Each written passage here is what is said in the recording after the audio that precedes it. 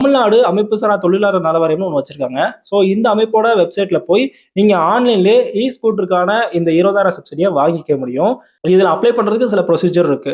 நீங்க இந்த லிங்க்ல போய் அப்ளை பண்ணி ஸ்கூட்டர் வாங்குறதுக்கு முதல்ல அப்ளை பண்றதுக்கு நீங்க உங்களை தமிழ்நாடு அரசு அமைப்புசாரா தொழிலாளர் நல வாரியத்தோட உறுப்பினராக பதிவு செஞ்சிருக்கணும். இது ரொம்ப நல்லதுங்க.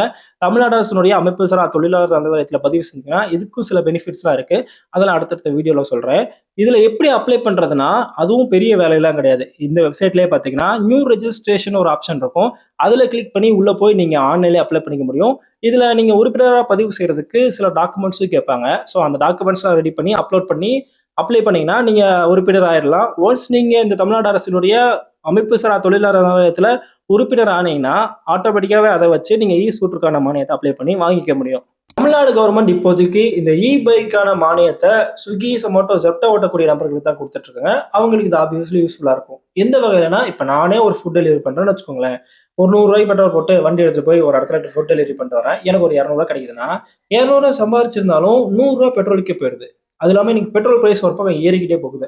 ஸோ அப்படி இருக்கும்போது என்னுடைய செலவை கண்ட்ரோல் பண்ணணும். என்னோட செலவை கம்மி பண்ணேன்னா எனக்கு பெனிஃபிட்டா இருக்கும். ஸோ பெட்ரோலுக்கு பதிலா நான் பைக் வாங்குறேன்னா, பெட்ரோல் பிரைஸ் எவ்வளவு ஏறினாலும் பைக்குன்னும் போது அது ஆல்டர்னேட்டிவா இருக்கும்போது நான் வீட்டிலேயே சார்ஜ் பண்ணி யூஸ் பண்ணிக்கலாம். அதோட கம்பேர் பண்ண பெட்ரோல் போடுற காசை விட பைக்கு சார்ஜ் போடுற காசு வந்து கம்மி தான். ஸோ அப்படி இருக்கும்போது அது எனக்கு ஒரு வகையில் பெனிஃபிட். என்னுடைய செலவு கம்மியாகும். ஸோ இதை என்கரேஜ் பண்ணணும். பைக்கோட யூசேஜும் ஒரு வகையில் பார்த்தோன்னா இதில் இன்க்ரீஸ் ஆகும். பெட்ரோல் பைக்கோட யூசேஜும் கம்மியாகும். அப்படின்றதுனால தான் அரசாங்கம் வந்து கிக் ஒர்க்கர்ஸ்க்கு இந்த சப்சிடி வந்து கொடுத்துட்டு இருக்காங்க.